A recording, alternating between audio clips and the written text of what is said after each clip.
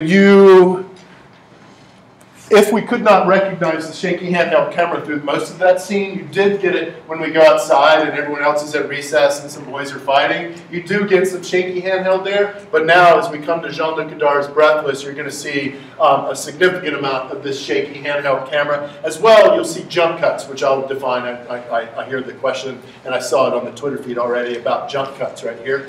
Right? And we want to suggest that this film has all of the features that we're about to see. And in a real way, what you're going to see even more so for the 400 Blows foregrounds, that it's almost the effect of an anti-suture. Right? If suture is the effect that classical Hollywood's invisible style has on us to weave us into the narrative so that we only are paying attention, or we are paying attention to the story only, that's the effect we call suture. Well, here, Godard is constantly going to remind us that we're watching a movie. We will see the edits that are disruptive. So jump cuts are disruptive. I don't have it written up here. Jump cuts are disruptive elliptical edits. Right? If you're writing, if you're typing out something, you might put, or if you're tweeting, you might put ... Well, that's called an ellipsis, and that indicates to your reader that you're leaving some stuff out.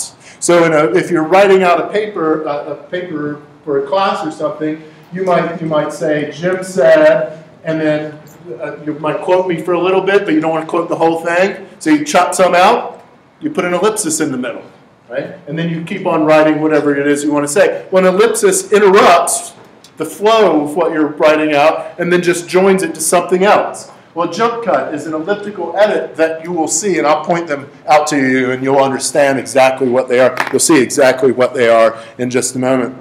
So Jean-Luc Godard is associated with the Cahiers du Cinema, that film journal devoted to serious films discussions. He's going to be related to that, and he's going to come to make his first film in his early 20s, late teen, early 20s time period, and he's going to have a brief scenario, as I've already suggested, written out by Truffaut, but nothing else. He's not going to have a script. He doesn't even know what's going to necessarily happen in the film. And like Truffaut in large part, he's no experience with a camera at all. That he does not know filmmaking in the classical sense in France or in the United States, where you would have been an apprentice for 10 or 20 years before you might ever possibly get the chance to make your own movie.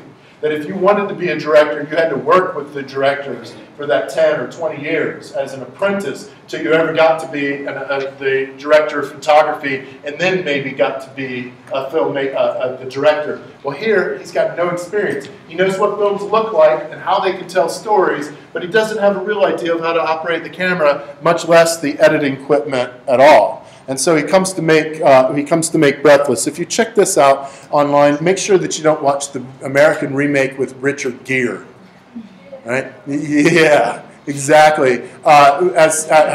Find me an American remake of a French movie that is better than the French movie. Did you see, not a French, a European, just go get a European movie. Did you see Let Me In, a vampire movie? Has anyone ever seen the American movie Let Me In?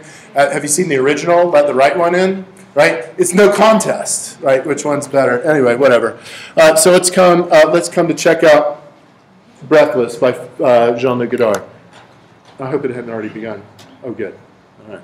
So let me stop this screen recording now.